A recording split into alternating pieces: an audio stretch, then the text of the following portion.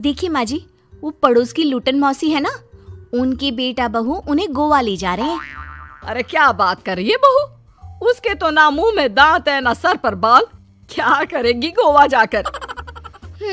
अपनी अपनी किस्मत है माँ जी, लूटन मौसी मरने जो वाली है। हैं? अरे बहू ये कैसा मरना हुआ जो पहले से ही पता है और ऊपर से गोवा भी घूमने जा रही है। बोला ना माँ जी, ये अपनी अपनी किस्मत है। बात हुई थी मेरी लूटन मौसी की बहू से, बोल रही थी कि चलो दवाई में जो पैसा लगेगा वो गोवा में लगा देते हैं। सास को बहू की बात से पता नहीं क्यों नफरत की बदबू आ रही थी, लेकिन वो कुछ नहीं कहती और कमरे में जाकर लेट जाती है। क्या बात है, लोटन के तो मजे ही मजे है। वैसे आइडिया बुरा नहीं है, थोड़े से पैसे लगाओ और सीधा गोवा की सैर। मैं भी चलती हूँ गोवा।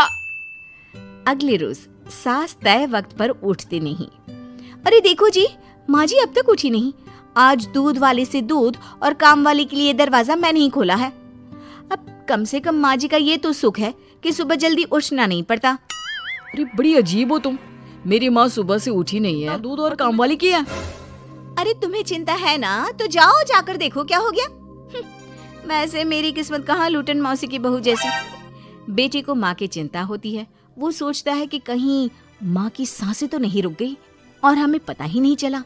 बेटा माँ के कमरे में जाता है और वहां जाकर, माँ क्या हो गया है तुम्हें?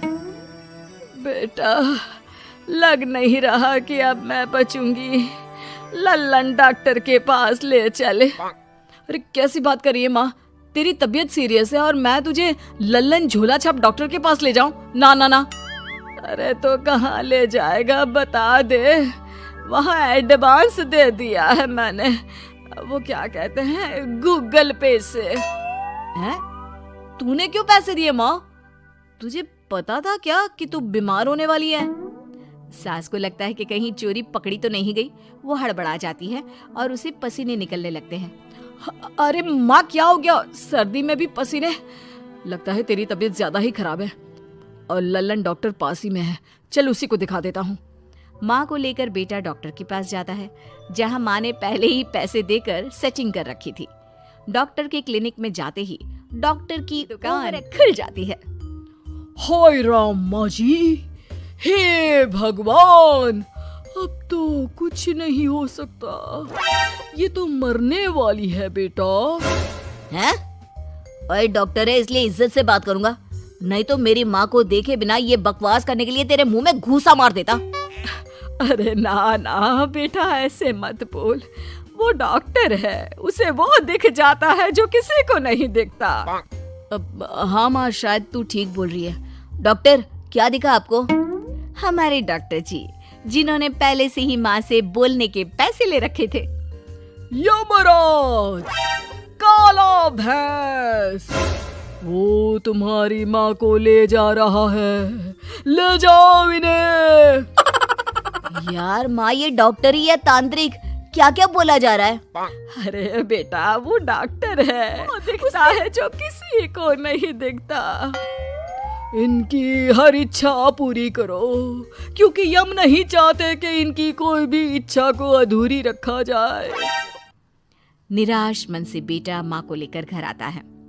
माँ आज से मैं ऑफिस नहीं जाऊंगा, चल तुझे वो झूले वाले पार्क में ले चलता हूँ जहाँ तू पिताजी के साथ जाया करती थी। ठीक है बेटा चल, लेकिन साथ में वो बीड़ी का बंडल रख लेना, तेरे पिताजी वहीं झाड़ी में पिलाते थे मुझे। हैं? माँ कैसी बात कर रही हो? वैसे भी जीवन के 4 दिन बचे हैं और तुम। अरे देख बेटा, ना पिलानी तो ना पिला, लेकिन सुना ना तूने डॉक्टर ने क्या कहा कि मेरी कोई इच्छा खाली नहीं रहनी चाहिए। अरे वैसे बेटा 4 है, न जाने कब मौत आ जाए। माँ के मुंह से मौत का नाम सुनकर बेटा गंभीर हो जाता है, उसकी आंखें लाल हो जाती है। वो माँ का हाथ पकड़ लेता है। माँ को भी लगता है कि उसकी मौज मस्ती कहीं बेटे को डिप्रेशन में ना डाल दे। देख लल्लन का फोन आया था, बोल रहा था कि हो सकता है मौत ना भी आए, पर इच्छा पूरी करके रख दे, जब जाऊंगी तब तृप्त होकर जाऊंगी। क्यों? तभी बहू की आवाज आती है, माँ जी आपकी फेवरेट गट्टे की सब्जी बनाई है। सास खाने के टेबल पर जैसे ही बैठने वाली होती है, बहू उनकी चेयर पीछे करती है और प्यार से बिठाती है। बहू शांत हो जाती है। वो माँ को बस देखती है और उनकी हर बात मानती है। रात को जब सास सोने जाती है तो, माँ जी मैं आपके पैर दबा देती हूँ, आज आप डॉक्टर के पास गई थी, थक गई होंगी ना। बहू का प्यार हैरानी होती है। वो समझ नहीं पाती कि जो बहू उनके मरने को अपना भाग्य बताती थी, वो आज जब सास मरने वाली है तो दुखी क्यों हो रही है। क्या सोच रही है माँ जी, यही ना कि मैं ऐसा क्यों कर रही हूँ। माँ जी मैंने आपको हमेशा अपनी माँ माना है। माना आपसे नाराज होती थी, परेशान होती थी, आपकी बातें चुभती थी, लेकिन यकीन माने प्यार बहुत है आपसे मुझे। सास बहू को गले लगा लेती है। अरे तू क्यों मोह में डाल रही है, आज नहीं तो कल मुझे मरना ही है ना।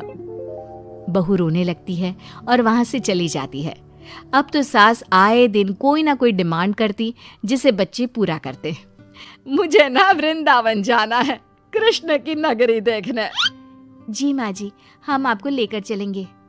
माँ मैं कल ऑफिस से छुट्टी ले लेता हूँ। बेटा अब आए दिन छुट्टी लेता और माँ को घुमाता फिराता। एक दिन बॉस कहते हैं, अमन क्या बात है, मैं देख रहा हूँ पिछले 1 महीने से तुम ना काम करते हो ना दाम, बस सारा दिन इमोशनल से बैठे रहते हो। ऐसे में तो कंपनी तुमको और नहीं रख पाएगी। मैं खुद ही नौकरी छोड़ने की सोच रहा था बॉस। वो क्या है कि माँ का आज नहीं तो कल कभी भी देहांत हो सकता है। इतना कीमती समय मुझे तो पल पल उनके साथ रहना होगा। पता नहीं कब वो मुझे छोड़कर चली जाए। और बेटा नौकरी छोड़ देता है। माँ मैंने नौकरी छोड़ दी है, आज से मैं तेरे पास रहूंगा। माँ जी मैंने भी बच्चों का नाम स्कूल से कटवा दिया है, अब हम सब आपके पास ही रहेंगे और आपकी सारी इच्छा पूरी करेंगे। अब सास को लगता है ये तो कुछ ज्यादा ही हो गया। अरे बेटा नौकरी नहीं करेगा तो खाएगा क्या, बच्चे स्कूल नहीं जाएंगे तो साल बर्बाद हो जाएगा। वो समझ नहीं पाती कि क्या करे, कैसे ये ड्रामा खत्म करे। बेटा बहू तुम लोगों से एक बात करनी थी। देखो मैं ना बहुत शर्मिंदा हूँ, मैंने झूठ बोला था, मुझे कुछ नहीं हुआ है। वो तो सास सारी बात घर वालों को बता देती है। ओ माँ सच्ची, हे भगवान मैं जानता था माँ को कुछ नहीं होगा।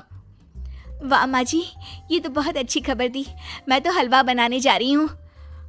तुम लोग मुझसे नाराज नहीं हो? नहीं माँ जी हम बहुत खुश हैं कि आपके मरने की खबर झूठी है। माँ शायद मैं तेरे ठीक होते ही तेरा इतना ख्याल रख लेता तो तुझे ये नाटक करने की जरूरत नहीं पड़ती। माँ जी आप हम लोगों को माफ कर दीजिए।